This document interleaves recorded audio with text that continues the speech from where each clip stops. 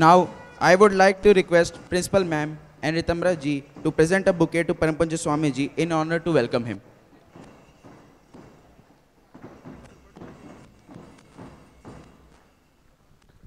यार इन्हें कहा था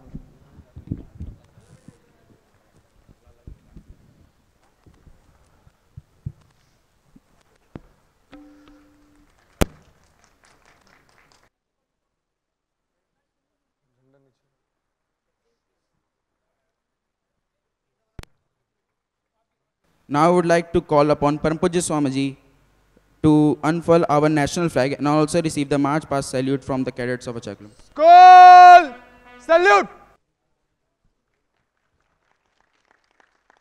salute down Let's sing with pride our national song. I would now request you all to stand up for national song.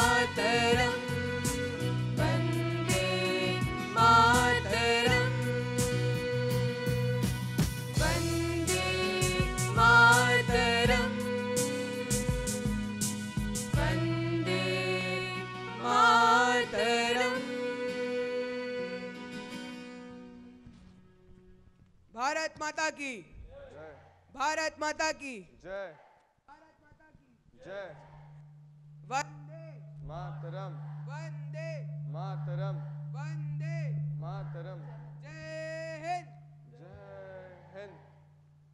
Now I request Parampujya Swamiji to receive the march past salute. Junior boys, about turn. March. Captains, about turn. So here begins the impressive march past in the accompaniment of the school band. March past is all about synchronization and teamwork. Marching in a contingent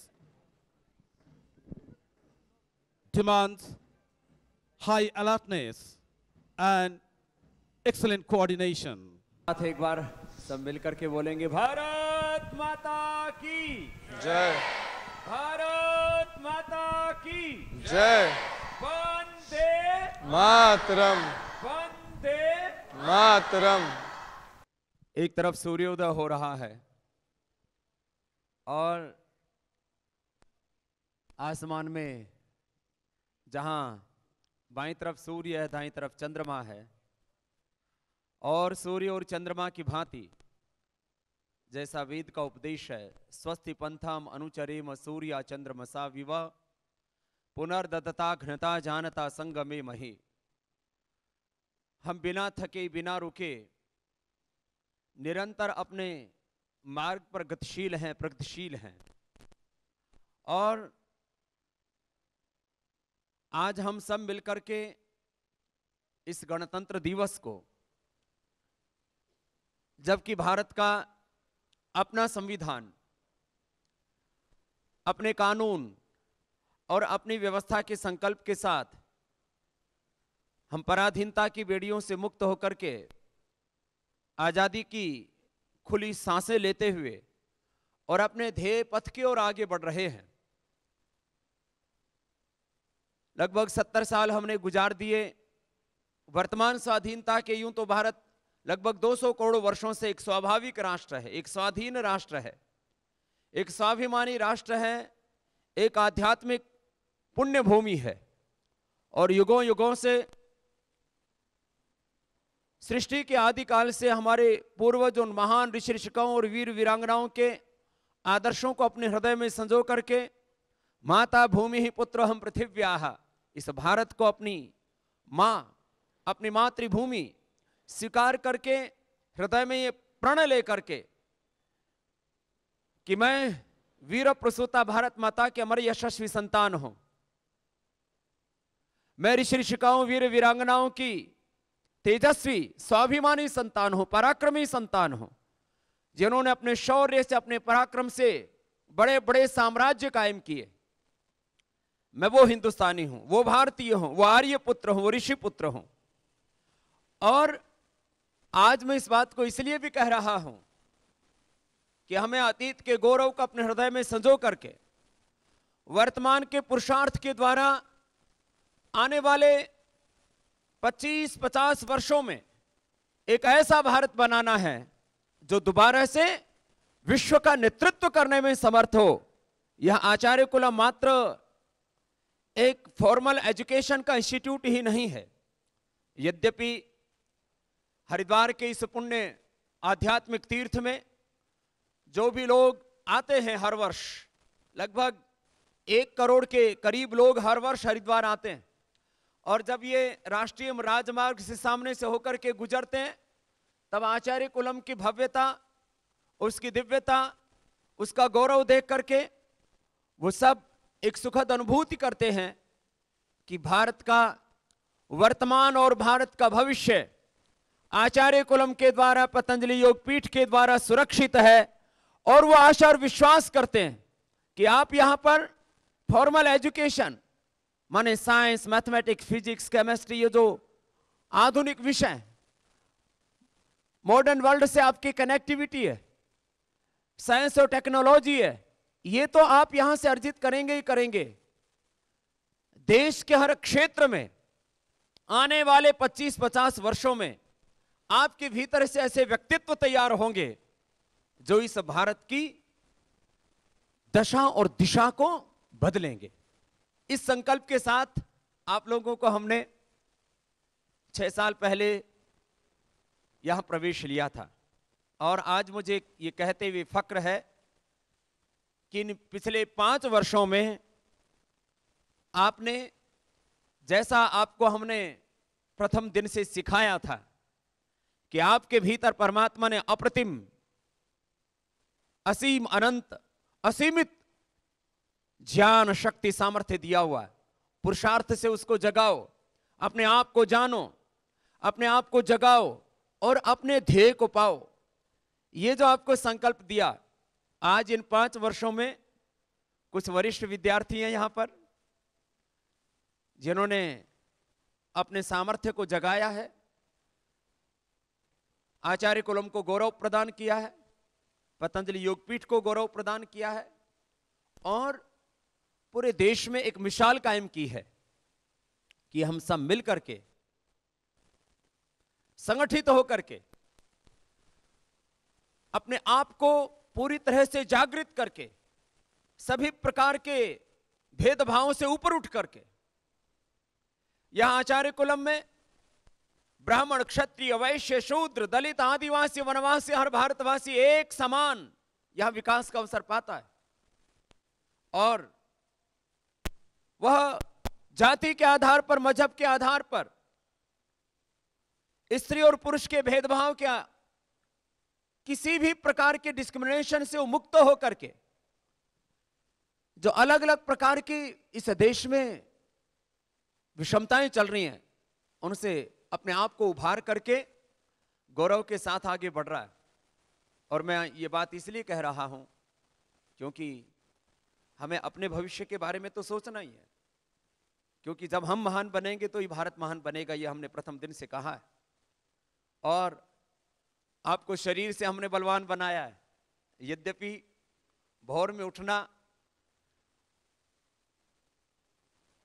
सबको अच्छा नहीं लगता, लेकिन फिर भी सुबह 4-5 बजे से लेकर के और रात के 9-10 बजे तक लगातार आपको 18 घंटा एक व्यवस्थित जीवन, एक अनुशासित जीवन, एक स्वस्थ दिव्य जीवन जीने के लिए हमने आपको यहां पर प्रशिक्षण दिया, आपका अभ्यास करवाया। और उसका परिणाम यह है कि आज हमारे आचार्य कुलम के बच्चे जहां शरीर से बलवान हैं, मस्तिष्क से प्रज्ञावान ज्ञानवान हैं, हृदय से वो श्रद्धावान हैं, आचरण से चरित्रवान हैं और स्वयं महान बनते हुए एक महान भारत की संकल्पना को अपने हृदय में संजो करके निरंतर अपने जीवन पथ पर कदम आगे बढ़ा रहे हैं। ऐसे ही जैसे हमने इस आचार्य कुलम को एक श्रेष्ठ शिक्षा संस्थान के रूप में आगे बढ़ाया है, सभी दिशाओं से हमें देश को आगे बढ़ाना है। अभी आज ही शाम को मैं कुंभ में जा रहा हूं और इस बार हमने कुंभ का विषय ये रखा है कि आने वाले 50, 60, 70 सालों के बारे में हमें सोचना है और उसके अनुसार हमें एक्ट करना है। हमें अपनी मातृभूमि के प्रति जो अपना कर्तव्य उत्तरदायित्व है, अपना स्वधर्म, अपना राष्ट्र धर्म है, उसको प्रामाणिकता के साथ निभाना है। और जैसे प्राचीन काल में समाज जीवन के हर क्षेत्र में हमारे पूर्वजों ने राष्ट्र का मार्गदर्शन किया, उन्हीं पूर्वजों के हम संतान हैं। और हमें शिक्षा के क्षेत्र में, चिकित्सा के क्षेत्र में, कृषि के क्षेत्र में, उद्योग के क्षेत्र में, ज्ञान विज्ञान अनुसंधान के क्षेत्र में, राजनीति के क्षेत्र में, माने विधायिका, कार्यपालिका, न्यायपालिका और खबरपालिका, मीडिया से लेकर के समाज जीवन के हर क्षेत्र में जो दिव्यता लानी है, उसमें हमें उत्तरदायित्व लेना होगा कि मैं इस भारत को श्रेष्ठ भारत बनाने के लिए, एक दिव्य भव्य भारत बनाने के लिए, एक परम वैभवशाली भारत बनाने के लिए क्या कर सकता हूं। उसके लिए सबसे पहले स्वयं को तैयार करना। यह जो आपका 20 से 25 वर्ष का जो जीवन का कालखंड है, यह स्वयं के तैयार करने का है। और जो इन 20-25 वर्षों में स्वयं को बना लेता है, फिर वो जीवन में कितना बड़ा कार्य कर सकता है यह उसको भी नहीं पता होता है। अभी आप में बहुत से सोचते होंगे हमसे क्या करवाएंगे, हमारा प्रारब्ध, हमारा पुरुषार्थ हमें कहां लेकर के जाएगा, हमारे भविष्य में हमारा करियर क्या होगा, हमारा कंट्रीब्यूशन क्या होगा हमारे कंट्री के लिए। यद्यपि अभी से पूरा तय नहीं है, लेकिन आप जहां हैं वहां आप अपने आप को श्रेष्ठतम साबित करें। अभी जो विद्यार्थी काल में श्रेष्ठतम होंगे, वो आगे अपने लाइफ में, अपने प्रोफेशन में, जिस भी सेक्टर में आपको उत्तरदायित्व मिलेंगे, उस क्षेत्र में आप सर्वश्रेष्ठ होंगे। वर्तमान को भुला करके हम भविष्य नहीं बना सकते। इसलिए आज आशा के माध्यम से इस कार्यक्रम का सीधा प्रसारण भी होता है और हम गणतंत्र दिवस हो या स्वाधीनता दिवस हो, होली हो, दिवाली हो, वसंत पंचमी हो, हमारे राष्ट्रीय पर्व हो, हमारे आध्यात्मिक पर्व हो, हमारे महापुरुषों के जयंती हो, उनके शहादत बलिदान दिवस हो, हम अपनी इन भारतीय परंपराओं को निभाते हुए, इन व्रतों से अपने आप को जोड़ते हुए कि ये जो त्योहार आते हैं, ये जो उत्सव आते हैं, हमारा उत्साह जगाने के लिए आते हैं। मात्र हम 15 अगस्त और 26 जनवरी को राष्ट्रभक्ति के गीत नहीं गाते, आपके रग रग में, आपके रोम रोम में, आपके खून के कतरे कतरे में हम देशभक्ति का जज्बा भरते हैं। और इस जज्बे को 24 घंटे एक एक पल जीते हुए, अपने आप को जगाते हुए, अपने आप को पूरी तरह से एक भावी भारत के लिए तैयार करते हुए कि 2040-45 तक भारत विश्व का कृषि के क्षेत्र में, शिक्षा चिकित्सा के क्षेत्र में, उद्योग के क्षेत्र में, उत्पादन के क्षेत्र में वह समाज जीवन के हर क्षेत्र में, आर्थिक दृष्टि से, आध्यात्मिक दृष्टि से, राजनैतिक दृष्टि से, हर क्षेत्र में विश्व का नेतृत्व करे। महाशक्ति होने का अर्थ केवल आर्थिक महाशक्ति नहीं, सुपर पावर होने का अर्थ खाली मिलिट्री पावर होना नहीं, खाली पॉलिटिकल पावर होना नहीं, माने हमारा देश सभी दिशाओं से आगे बढ़े और विश्व का नेतृत्व करे। ऐसे भारत को हम परम वैभवशाली जगत गुरु विश्व गुरु भारत कहते हैं। ऐसे भारत को हम सुपर पावर कहते हैं और उसको बनाने के लिए हमें इस देश को सभी दिशाओं से आगे बढ़ाना पड़ेगा और उसमें आप सबको एक अलग अलग भूमिका निभानी पड़ेगी। माना कि आप एक व्यक्ति हैं, लेकिन धीरे धीरे आप एक संस्कृति बन जाते हैं, आप राष्ट्र का गौरव बन जाते हैं। अलग अलग क्षेत्रों में राष्ट्र का नेतृत्व करने के लिए अपने आप को तैयार कर लेते हैं। इसलिए आपको सब तरह की विधाओं से, सब प्रकार के प्रशिक्षण से आपको गुजारते हुए हम उभारते हैं। और मैं आशा और विश्वास रखता हूं कि आप में से ऐसे हमारे बेटे और बेटियां निकलेंगे जो राजनीतिक क्षेत्र में, आर्थिक क्षेत्र में, आध्यात्मिक क्षेत्र में, शिक्षा चिकित्सा के क्षेत्र में, कृषि के क्षेत्र में, समाज जीवन के हर क्षेत्र में इस राष्ट्र का नेतृत्व करने का सामर्थ्य प्राप्त कर लेंगे।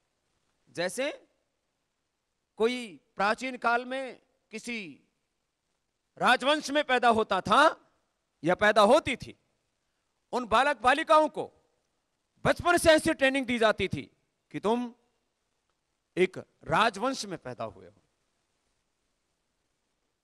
तुम नेतृत्व करने के लिए पैदा हुए हो।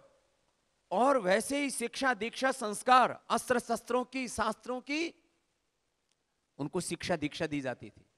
ऐसे ही मैंने बार बार कहा है कि हम ऋषियों के उत्तराधिकारी हैं, हम ऋषि ऋषिकाओं के वंशज हैं, हम उनके सपनों को पूरे करने वाले हैं, हम उनके संकल्पों के प्रहरी हैं और अपने पूर्वज ऋषि ऋषिकाओं, वीर वीरांगनाओं के गौरव को, उनके संकल्पों को साकार रूप देने के लिए संकल्पित होकर के आगे बढ़ने वाले भारत माता की स्वाभिमानी संतानें हैं। और इसी रूप में आप अपने आप को तैयार कर रहे हैं। तो आज आपको ये संकल्प लेना है कि मुझे आने वाले इन जीवन के 20-25 वर्षों में, क्योंकि कुछ की आयु अभी 15 साल हो चुकी है, किसी की 16-17 साल हो गई है, और अभी आपका 1 वर्ष के बाद में फिर विश्वविद्यालय में प्रवेश होने वाला है। और इन आने जीवन के 20-25 वर्षों में आप स्वयं को तैयार कर लेंगे और फिर एक एक कदम आगे बढ़ते हुए, जैसे हम एक अनपढ़ माँ बाप के घर से निकले, सरकारी स्कूल में पढ़े, इतना श्रेष्ठ शिक्षा संस्थान हमको नहीं मिला था पढ़ने के लिए, फिर गुरुकुल में आए, लेकिन जो कर रहे थे वहां अपने आप को पूरा सौंप दिया था।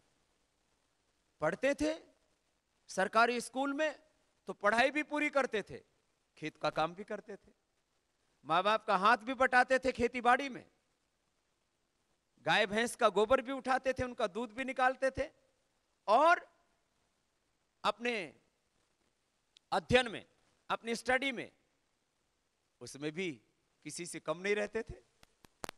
फिर गुरुकुल में आए तो देश के सभी गुरुकुलों की प्रतियोगिता होती थी, तो उसमें पहला स्थान आता था।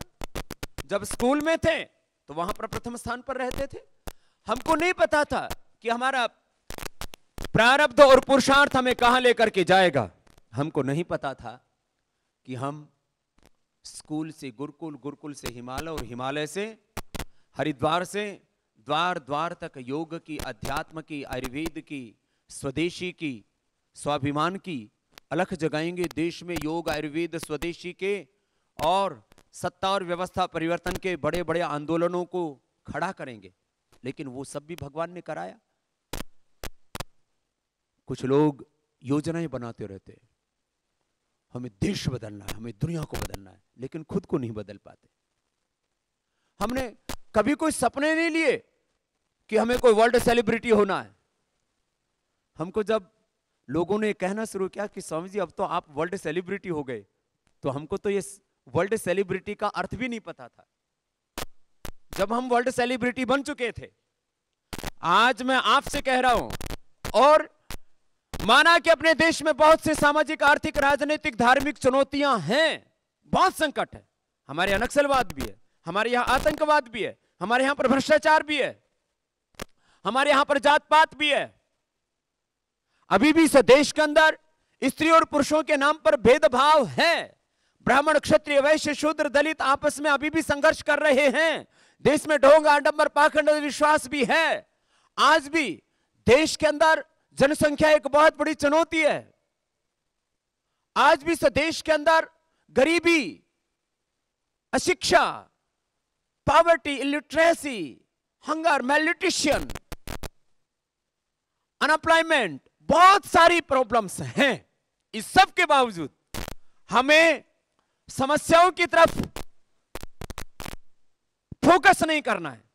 हमें आंख बंद करके भी नहीं बैठना है, खुली आंखों से देखना है कि माना के देश में लाख चुनौतियां हैं, लेकिन मैं इस भारत माता की सेवा करूंगा। और देखना, इन चुनौतियों के बीच में ही 2040-45 तक हमारी आंखों के सामने, हमारे हाथों से हम एक परम वैभवशाली जगत गुरु, विश्व गुरु, महाशक्ति के रूप में भारत को बनाएंगे। यह संकल्प आज हमें लेना है। इतनी सी बात का यही तात्पर्य है कि हमें अपने आप को बहुत मजबूती से आगे बढ़ाना है। एक बार भी हौसला नहीं हारना। कुछ लोग सोच रहे होंगे कि इन 500,000 बच्चों से कैसे हम इस देश को आगे बढ़ा देंगे। मात्र संख्या की बात नहीं है। संख्या तो मैं आपसे पूछता हूं, इस देश को बनाया जिन महापुरुषों ने, वो कोई लाखों की संख्या में नहीं थे। ये करोड़ों की आबादी तो अब हुई है। इस करोड़ों की आबादी में देश के प्रधानमंत्री एक होते हैं कि 100 होते हैं? बोलो। राष्ट्रपति भी एक होता है कि 100-200 होते हैं? तो राष्ट्रपति तो एक है, प्रधानमंत्री तो एक है, इस देश के एक एक स्टेट का सीएम तो एक है। इस देश में अलग अलग क्षेत्रों में हमारे एक एक व्यक्ति इस देश को आगे बढ़ाने के लिए अपना अपना योगदान दे रहे। हमें भी अपना योगदान देना है। चाहे हम यहां इस समय दिख रहे लगभग 1000 लोग होंगे, बात इन 1000 विद्यार्थियों की नहीं है। मेरे देश में करोड़ों विद्यार्थी हैं। उन्हीं में से कुछ ऐसे बच्चे निकलेंगे जो इस देश को बहुत आगे लेकर के जाएंगे। ये आपको भी नहीं पता कि आपके द्वारा कितना बड़ा कार्य होना है, राजनीतिक दृष्टि से, आर्थिक दृष्टि से, सामाजिक दृष्टि से, शिक्षा चिकित्सा के क्षेत्र में, कृषि के क्षेत्र में, किसी भी क्षेत्र में कितना बड़ा कार्य होना है, यह आपको भी नहीं पता है। लेकिन आपके द्वारा इस देश में बहुत बड़ा कार्य होना है, उसके लिए हमने आपको तैयार किया है। और जो आचार्य कुलम से आपने संस्कार लिए हैं, इन संस्कारों के साथ, इस शिक्षा दीक्षा के साथ, जीवन के श्रेष्ठ आचरण के साथ, अपनी कुशलताओं को बढ़ाते हुए, अपने एक एक पल जीवन को संवारते हुए जब आप आगे बढ़ेंगे तो आपके द्वारा ही इतिहास घड़े जाएंगे, आपके आगे इतिहास पढ़े जाएंगे और आप जीवन के जिस भी क्षेत्र में होंगे वहां कुछ बड़े कीर्तिमान बनाएंगे। ऐसी आपसे आशा रखते, ऐसा विश्वास रखते हुए मैं आज इस गणतंत्र दिवस पर आप सबको शुभकामनाएं देते हुए पतंजलि योग पीठ की ओर से, आचार्य कुलम की ओर से, श्रद्धेय पूज्य आचार्य बालकृष्ण जी की ओर से, जो अभी भी एक 18 घंटे पुरुषार्थ कर रहे हैं, अभी पतंजलि योगपीठ के ध्वजारोहण में सम्मिलित होंगे। इसके बाद हम पदार्था भी जाएंगे। इस देश को पतंजलि योगपीठ ने विश्व के श्रेष्ठ संस्थान दिए हैं, विश्व स्तरीय योग का संस्थान पतंजलि योगपीठ, आयुर्वेद का संस्थान पतंजलि आयुर्वेद दिव्य फार्मेसी, प्राकृतिक चिकित्सा का संस्थान योगग्राम, अनुसंधान का संस्थान योग आयुर्वेद प्राकृतिक चिकित्सा और वेदों पर आधारित अनुसंधान का विश्व का सर्वश्रेष्ठ संस्थान, बिना किसी सरकारी सहयोग के, बिना किसी कॉरपोरेट के सहयोग के पतंजलि रिसर्च सेंटर, और वैदिक शिक्षा और आधुनिक शिक्षा का संस्थान आचार्य कुलम, पतंजलि गुरुकुलम, वैदिक गुरुकुल और पतंजलि विश्वविद्यालय। विश्व के 5 संस्थान देने वाला, विश्व के आध्यात्मिक दृष्टि से 5 से बड़े संगठनों का संचालन करने वाला, करोड़ों लोगों को जहां से आरोग्य मिला है और स्वस्थ जीवन के साथ एक संस्कारी जीवन मिला है, ऐसा संस्थान पतंजलि योगपीठ संपूर्ण राष्ट्र को गणतंत्र दिवस की शुभकामनाएं देते हुए और ये कामनाएं करते हुए कि हम मात्र गणतंत्र दिवस की शुभकामनाएं इस वाक्य को बोलने मात्र से अपने कर्तव्य की इतिश्री नहीं मानते। हमें मानते हैं कि हम जहां एक तरफ आसमान में तिरंगा लहराते हैं और अपने गणतंत्र का, अपने स्वतंत्र भारत का, अपनी मातृभूमि का सम्मान स्वाभिमान अपने हृदय में संजो करके हम भारत माता की जय और वंदे मातरम बोलते हुए जहां देश के लिए आगे बढ़ते हैं, वहीं हम सबसे भी अपेक्षा करते हैं कि हम जहां हैं अपने आप को श्रेष्ठ बनाते हुए, अपने आप को महान बनाते हुए, अपने आप को समृद्ध बनाते हुए, अपने आप को संस्कारवान बनाते हुए हम एक महान भारत के संकल्प के साथ आगे बढ़ेंगे। एक बार पुनः पूज्य आचार्य बालकृष्ण जी की ओर से, पूरे पतंजलि योगपीठ परिवार की ओर से आप सबको और संपूर्ण राष्ट्रवासियों को गणतंत्र दिवस की बहुत बहुत शुभकामनाएं। बोले भारत माता की, भारत माता की, वंदे वंदे